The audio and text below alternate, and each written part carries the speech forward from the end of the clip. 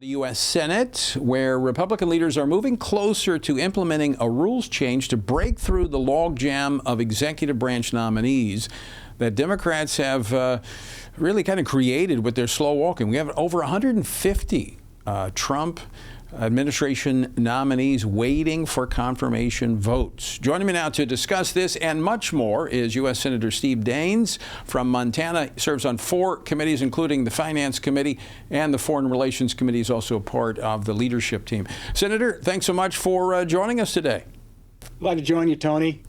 All right, before we get into the activities of the Senate and rules changes and those types of things, I want to get your take on Israel's strike against Hamas in Qatar today. Yeah, let's not forget, Tony, why is Israel in this position in the first place? It goes back to October 7th, 2023, nearly 2 years ago, where 1,200 innocent Israelis were slaughtered by Hamas terrorists, 300 hostages taken. This is a war started by Hamas, and this war is going to end on Israel's terms. So they as you know, will go to great lengths to eradicate Hamas. There will never be true peace, Tony, between Gaza and Israel until Hamas is eradicated. And so they're going after the command and control, including leadership. And we've got to give Israel, in my opinion, the space and the latitude that it needs to do to protect itself. Right. And I think the Trump administration is doing that. Even the president on Sunday issuing his last warning.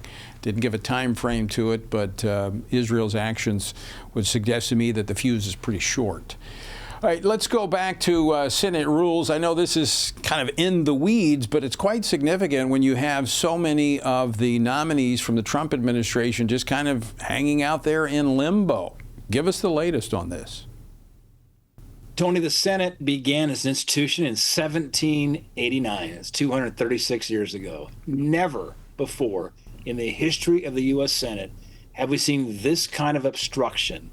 And it's coming from Chuck Schumer and the Democrats. If you go back in the more recent history in the last 20, 30 years, typically more than 90% of nominees that come to the Senate are approved by a voice vote or unanimous consent. That's how you speed up some of these very slow and arguably archaic processes in the Senate.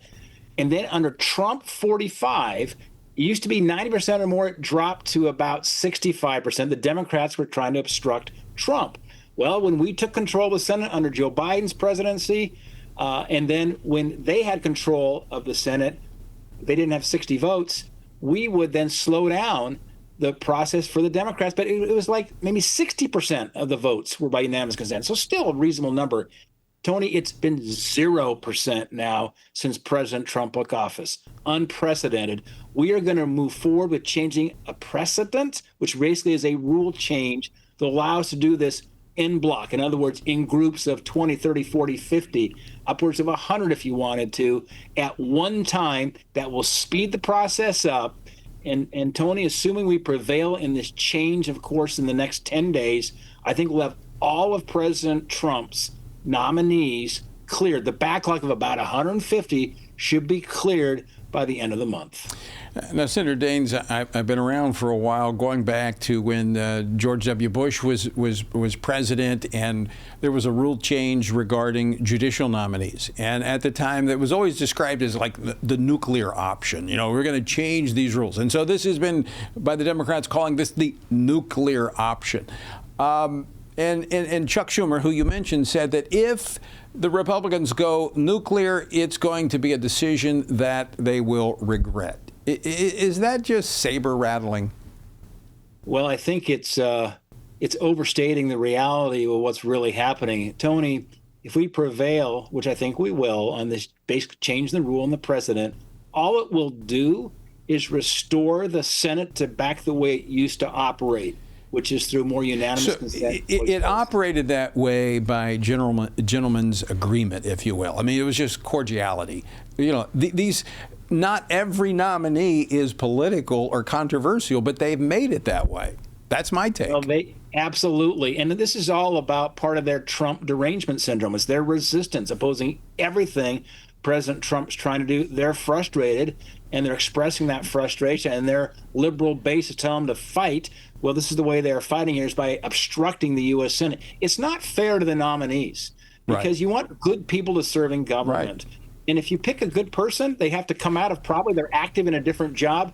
How can they stand around and wait for a year for the Senate to act? They can't. You'll lose people. I don't think people understand that. I mean, they're not able to work. Many of these people are just kind of hanging in limbo with no income or anything, just waiting for this confirmation process. And as you said, it's become political. I think even if Mother Teresa had been nominated under this arrangement, she would have not gotten through. She would have been blocked. Mother Teresa would not make it through the Senate today. I mean, it's amazing. All right, we just got a couple minutes left. Senator Daines, you started the pro-life caucus in the Senate when you were elected to the Senate, which we greatly appreciate. I want to go last week's Senate Finance Committee hearing. You were there on Thursday. HHS Secretary Robert F. Kennedy Jr. was testifying. You brought up the abortion drug, mifepristone, during the hearing. Were you satisfied with the answers that you got? There's still a lot more work to do, Tony. Here's the point. We all know, first of all, mifepristone is a life ender for a baby.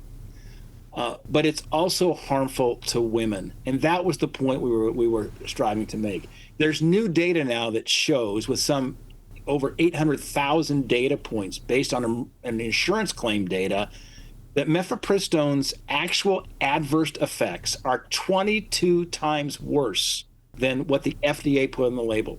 We're just calling out the fact this is a significant threat to women, the health of women. And we want the FDA to go back and review the data and to change the labeling to require a doctor to prescribe. They've got these COVID era now rules that say no doctor needs to actually see the patient in person. We say go back to doctors seeing patients and put the warning on the label. They've rolled that back for other medical procedures where you have to have in-person visitation, but not this. Also, I think you raised the issue of these pills being sent through the mail, undermining the pro-life laws of so many states across the country, and this could be undone overnight. I mean, this is a Biden-era policy, and it could be undone.